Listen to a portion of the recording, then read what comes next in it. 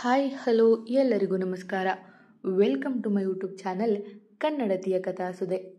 ಇಲ್ಲಿ ನಾನೇ ಬರೆದ ಕಥೆಗಳನ್ನು ನಾನೇ ವಾಚನ ಮಾಡುತ್ತಿದ್ದೇನೆ. ಕಥೆಗಳು ಇಷ್ಟವಾದರೆ ದಯಮಾಡಿ ಸಬ್ಸ್ಕ್ರೈಬ್ ಆಗಿ ಪ್ರೋತ್ಸಾಹಿಸಿ. ಹೃದಯ ಬಡಿತ ಇದು ನಿಂದೇನೆ ಭಾಗ 51. ಚಾರುವನ್ನು ಮದುವೆಯಾಗಿ ಮನೆಯವರೆದುರು ಅವಳನ್ನೇ ಅಪರಾಧಿ ಮಾಡಿದ್ದ ಶ್ರೀ. ಅದನ್ನು ನಂಬಿ ಮನೆಯವರೆಲ್ಲ ಅವಳಿಗೆ ಬೈದು ಹೊಡೆದು ಶಾಪ ಹಾಕಿದ್ದರು. ಪೂರ್ಣಿಮಾ ಹೊಡೆದಾಗ ಬಿದ್ದು ಪ್ರಜ್ಞೆ ಕಳೆದುಕೊಂಡವಳ ತನ್ನ ಮನೆಗೆ ಕರೆದುಕೊಂಡು ಬಂದಿದ್ದ ಶ್ರೀ. ಮುಂದೆ ಮೆಲ್ಲಗೆ ಕಣ್ತೆರೆದಳು ಚಾರು. ತಲೆ ಇನ್ನೂ ನೋಯುತ್ತಿದೆ. ಅದೆಷ್ಟು ಬಲವಾಗಿ ತಳ್ಳಿಬಿಟ್ಟರು ಪೂರ್ಣಿಮಾ. ಸೊಸೆ ಎಂಬ ಮಮಕಾರವೂ ಇಲ್ಲದೆ ಸುತ್ತಲೂ ಕಣ್ಣಾಡಿಸಿದಳು. ಅದು ಶ್ರೀ ಮನೆ ಎಂದು ತಿಳಿಯಲು ತುಂಬ ಸಮಯವೇನೂ ಹಿಡಿಯಲಿಲ್ಲ. ಇವಾಗ ಹೇಗನಿಸ್ತಿದೆ ಚಾರು? ಫೀಲ್ ಬೆಟರ್ ಎಂದು ಸಹಜವಾಗಿ ಮಾತನಾಡುತ್ತಾ ಅವಳ ಪಕ್ಕ ಕುಳಿತು ತಲೆ ನೇವರಿಸಿದ ಶ್ರೀ. ಅವನನ್ನೇ ದೀನವಾಗಿ ದಿಟ್ಟಿಸಿದಳು. ಅವನ ಕಣ್ಣುಗಳಲ್ಲಿ ಪಶ್ಚಾತ್ತಾಪದ ಎಳೆಯು ನೋಡಬಯಸಿದ್ದೇನೋ ಅವಳ ಮನಸ್ಸು. ಆದರೆ ಒಂದಿನಿತೂ ಪಶ್ಚಾತ್ತಾಪ ಅವನ ಕಣ್ಣುಗಳಲ್ಲಿ ಕಾಣಲಿಲ್ಲ. ಯಾಕೆ ಹಾಗೆ ನೋಡ್ತಿದೀಯಾ? ಊಟ ತಂದಿನಿ, ತಗೋ, ಊಟ ಮಾಡು.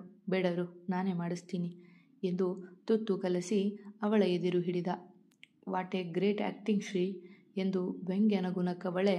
ಇಲ್ಲಿ ಒಂದೇ ಒಂದು ಚೂರಾದರೂ ಪಶ್ಚಾತ್ತಾಪ ಇಲ್ವಾ ಎಂದು ಅವನೆದೆಯ ಮುಟ್ಟಿ ನುಡಿದಳು. ಯಾಕೆ ಇರಬೇಕು ಪಶ್ಚಾತ್ತಾಪ? ಅಲ್ಲಿ ನನ್ನ ಮುದ್ದು ಹೆಂಡತಿ ಮೇಲೆ ಪ್ರೀತಿ ಇದೆ ಎಂದು ಮತ್ತೆ ಅವಳ ಬಾಯಿಯವರೆಗೂ ತುತ್ತು ಕೊಂಡೊಯ್ದ. ಯಾಕೆ? ವಾಹ್, ಎಷ್ಟು ಚೆನ್ನಾಗಿ ಹೇಳಿದ್ರಿ. ನಾನು ನನ್ನ ಮನೆಯವರನ್ನು ಅದೆಷ್ಟು ಹಚ್ಚಿಕೊಂಡಿದ್ದೆ ಗೊತ್ತಲ್ವಾ, ಅದರಲ್ಲೂ ನನ್ನಣ್ಣ ಎಂದವಳಿಗೆ ಮುಂದೆ ಮಾತನಾಡಲಾಗಲಿಲ್ಲ. ಅಣ್ಣನನೆಂದು ದುಃಖ ಉಕ್ಕಿತ್ತು. ಆದರೂ ನೋವ ನುಂಗಿಕೊಂಡು ಬಿಡು, ಹೇಳು, ಯಾಕೆ ನನ್ನವರೆದುರು ನನ್ನ ಅಪರಾಧಿ ಮಾಡಿದ್ದು? ಯಾವ ಕಾರಣಕ್ಕೆ ಅಂತ ತಿಳ್ಕೋಬಹುದಾ ಎಂದು ಅವನನ್ನೇ ದಿಟ್ಟಿಸಿದಳು.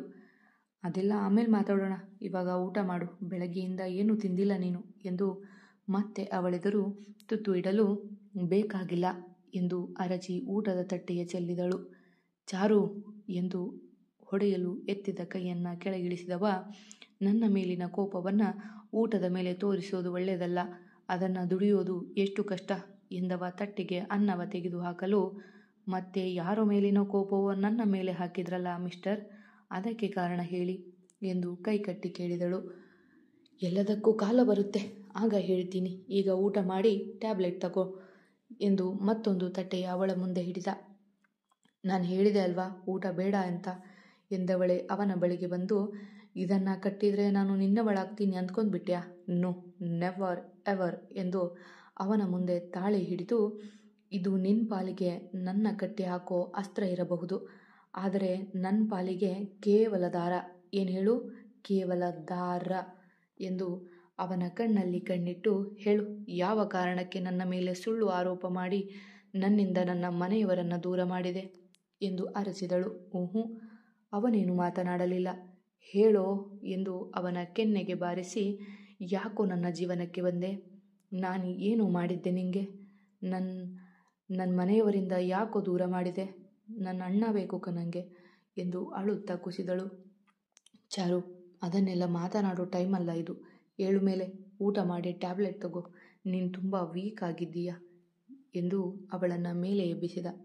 ಆಗಲಿ ಬಿಡು, ಇಲ್ಲೇ ಇವತ್ತೇ ಸತ್ತು ಹೋಗಲಿ ಎನ್ನುವವಳ ಬಾಯಿ ಮುಚ್ಚಿ, ನಿನಗಾಗಿ ಜೀವ ಕೈಯಲ್ಲಿಡಿದು ಬದುಕುವವರು ಬಹಳ ಜನ ಚಾರು, ಸಾಯೋ ಮಾತೆಲ್ಲ ಆಡಬೇಡ ಎಂದಿದ್ದ ಸೋತ ಸ್ವರದಿ. ಹೋ, ಯಾರು ಯಾರು ಅಂತ ಹೇಳ್ತೀರಾ ಸ್ವಲ್ಪ ಎಂದು ನಕ್ಕವಳು. ನೀನು ಅಲ್ಲಲ್ಲ, ನಿನಗೆ ನಾನೊಂದು ಆಟದ ಗೊಂಬೆ ಅಷ್ಟೆ ಎಂದವಳು ಮತ್ತೆ ಯೋಚಿಸಿ, ಅಣ್ಣ ಇಲ್ಲ, ಅಣ್ಣ, ಅಪ್ಪ, ದೊಡ್ಡಪ್ಪ, ದೊಡ್ಡಮ್ಮ, ಚಿರು, ಅತ್ತೆ, ಮಾವ ಎಂದು ಎಲ್ಲರ ಹೆಸರು ಹೇಳಿ, ಯಾರೂ ಇಲ್ಲ, ನನಗೆ ಯಾರೂ ಇಲ್ಲ, ಎಲ್ಲರಿಗೂ ನಾನೊಂದು ಆಪ್ಷನ್ ಅಷ್ಟೆ, ಆದರೆ ನಾನು ಎಲ್ಲರನ್ನೂ ಪ್ರಾಮಾಣಿಕವಾಗಿ ಪ್ರೀತಿಸಿದ್ನಲ್ಲ ಎಂದವಳ ಕಣ್ಣಿಂದ ನೀರು ಜಾರಿತು. ಚಾರು, ಅಳಬೇಡ ಕಣೆ, ಎಲ್ಲವನ್ನೂ ಹೇಳ್ತೀನಿ, ಸ್ವಲ್ಪ ದಿನ ಸಹಿಸ್ಕೊ, ಮತ್ತೆ ನಿನ್ನ ಮನೆಯವರನ್ನು ಸೇರಿಸ್ತೀನಿ ಎಂದವ ಅವಳ ಕೈ ಹಿಡಿಯಲು ಅವನತ್ತ ಕೈ ಕೊಸರುತ್ತಾ, ತಾಳಿ ಕಟ್ಟಿದ್ದೀನಿ ಅಂತ ಮೈ ಮುಟ್ಟೋಕೆ ಬಂದರೆ ನನಗೇನು ಮಾಡ್ತೀನೋ ನನಗೆ ಗೊತ್ತಿಲ್ಲ ಎಂದು ಚೀರಿದಳು. ನನಗೆ ನಿನ್ನ ದೇಹ ಬೇಡ ಕಣೆ, ಪ್ರೀತಿ ಬೇಕು ಎಂದ ತಲೆ ತಗ್ಗಿಸಿ ಅವಳ ಕೈ ಬಿಟ್ಟು. ಓ, ಯಾವ ಸೀರಿಯಲ್ ಡೈಲಾಗಿದು? ದೇಹ ಬೇಕು ಅಂದರೂ ಕೊಡೋಕೆ ಇಲ್ಲಿ ನಾನು ವ್ಯಭಿಚಾರ ಮಾಡೋಕೆ ಬಂದಿಲ್ಲ ಎಂದಳು ಅದೇ ಕೋಪದಿ. ತಕ್ಷಣ ಅವನ ಕೈ ಅವಳ ಕೆನ್ನೆ ಮೇಲಿತ್ತು. ಮಾತು ಹಿಡಿತದಲ್ಲಿರಲು ಚಾರು. ನಾನು ಮದುವೆ ಆದದ್ದು ರೀತಿ ತಪ್ಪೆ, ಆದರೆ ನಿನ್ನ ಮೇಲೆ ಬೆಟ್ಟದಷ್ಟು ಪ್ರೀತಿ ಇದೆ ಎಂದ ಕೋಪದಿ. ಓ ಪ್ರೀತಿ? ಅದರ ಅರ್ಥ ಏನಂತ ಗೊತ್ತಾ ನಿನಗೆ? ಮದುವೆ ಆದ ರೀತಿ ತಪ್ಪಲ್ಲ, ಕೊನೆಗೆ ನನ್ನವರ ಮುಂದೆ ನನ್ನ ಅಪರಾಧಿ ಮಾಡಿ ಅವರಿಂದ ನನ್ನ ದೂರ ಮಾಡಿದ್ಯಲ್ಲ ಅದು ತಪ್ಪು. ಪ್ರೀತಿ ಇತ್ತು, ನೀನು ನನ್ನ ಆಡಿಯೋನ ನಿನಗೆ ಬೇಕಾದಂತೆ ತಿರುಚುವ ಮೊದಲು, ಆದರೆ ಈಗಲ್ಲ ಎಂದು ತಾನು ಅಷ್ಟೇ ಕೋಪದಿ ನುಡಿದು, ಹಾ ಏನೋ ಕೊಟ್ಟೆ ಅಲ್ವಾ ಎಂದು ಅವನ ಕೆನ್ನೆಗೆ ಬಾರಿಸಿ, ಇನ್ಮುಂದೆ ತಮಾಷೆಗೂ ನನ್ನ ಮೇಲೆ ಕೈ ಮಾಡೋ ಆಸೆ ಇಟ್ಕೋಬೇಡ ಎಂದು ತೋರು ಬೆರಳು ತೋರಿ ನುಡಿದಳು. ಸರಿ, ಅದೆಲ್ಲ ಇರಲಿ, ಊಟ ಮಾಡು ಬಾ ಎಂದಾಗ ಅವನ ಕೈ ಸರಿಸಿ, ಎಷ್ಟು ಸಲ ಹೇಳಬೇಕು ಕೈ ಮುಟ್ಟಬೇಡ ಅಂತ ಎಂದು ಅವನಿಂದ ದೂರ ಸರಿದು ಅವಳ ಲಗೇಜ್ ತೆಗೆದಳು. ಚಾರು, ನೀನು ಇಲ್ಲಿಂದ ಹೋಗೋ ಹಾಗಿಲ್ಲ, ನನ್ನ ಜೊತೆಗೆ ಇರಬೇಕು ಎಂದು ಅವಳ ಲಗೇಜ್ ಕಿತ್ತುಕೊಂಡ. ಅವನ ಜೊತೆ ಮಾತನಾಡದೆ ಅವನ ಕೈಯಿಂದ ತನ್ನ ಬ್ಯಾಗ್ ಕಿತ್ತುಕೊಂಡಳು. ಹೇಳೋದು ಕೇಳ್ತಿಲ್ವಾ? ಇಲ್ಲೇ ಇರಬೇಕು, ಅವನಿಗೆ ಸೇರಿಸಲ್ಲ ನಿನ್ನ ಎಂದ ಜೋರಾಗಿ. ನನಗೂ ಗೊತ್ತಿದೆ ಎಂದು ತನ್ನ ಬಟ್ಟೆ ಹಿಡಿದು ವಾಶ್ರೂಮ್ ಹೊಕ್ಕವಳು ಬಟ್ಟೆ ಬದಲಿಸಿ ಬಂದಳು. ಚಾರು, ಎಲ್ಲದಕ್ಕೂ ಕಾರಣ ಇರುತ್ತೆ ಕಣೆ. ನೀನಂದರೆ ನನಗೆ ಎಷ್ಟು ಇಷ್ಟ ಗೊತ್ತಾ? ಕೆಲವೊಂದು ಸತ್ಯ ತಿಳಿದ ಮೇಲೆ ನನ್ನ ಬಿಟ್ಟು ಹೋಗಬೇಡ ಕಣೆ ಪ್ಲೀಸ್ ಎಂದವ ಅವಳ ಅತಿ ಸಮೀಪ ನಿಲ್ಲಲು. ನಿನ್ನ ಜೊತೆಗೆ ಇರ್ತೀನಿ, ಎಲ್ಲೂ ಹೋಗಲ್ಲ, ಆದರೆ ನಿಂಗೆ ನನ್ನ ಪ್ರೀತಿ ಯಾವತ್ತೂ ಸಿಗಲ್ಲ, ಯಾವತ್ತೂ ಎಂದು ಅವನ ಕೊರಳ ಪಟ್ಟಿ ಹಿಡಿದು ತನ್ನೆಡೆ ಇಳಿದುಕೊಂಡು, ಯಾವ ಥರ ನನ್ನ ಮನೆಯವರಿಂದ ನೀನು ನನ್ನ ದೂರ ಮಾಡಿದೆಯೋ ಅದೇ ರೀತಿ ನಾನು ಮಾಡ್ತೀನಿ. ಬದುಕೋ ಪ್ರತಿ ಕ್ಷಣ ನಡೋ ಹಾಗೆ ಮಾಡ್ತೀನಿ. ನಿನ್ನ ಜೊತೆಗೆ ಇದ್ದರೂ ಇಲ್ಲದ ಹಾಗೆ ಇರ್ತೀನಿ. ನೀನಿಡೋ ಪ್ರತಿ ಹೆಜ್ಜೆಗೆ ಅಡ್ಡಲಾಗಿ ಇರ್ತೀನಿ ಎಂದು ರೋಷದಿ ನುಡಿದು, ಈ ಮನೆಯಲ್ಲಿ ಒಂದು ಹನಿ ನೀರು ಕುಡಿಯೋಲ್ಲ ನಾನು. ಮಾತನಾಡಿದ ಆಡಿಯೋವನ್ನೇ ತಿರುಚಿದ ನಿನಗೆ ತಿನ್ನೋ ಅನ್ನದಲ್ಲಿ ವಿಷ ಹಾಕೋದು ದೊಡ್ಡದಲ್ಲ.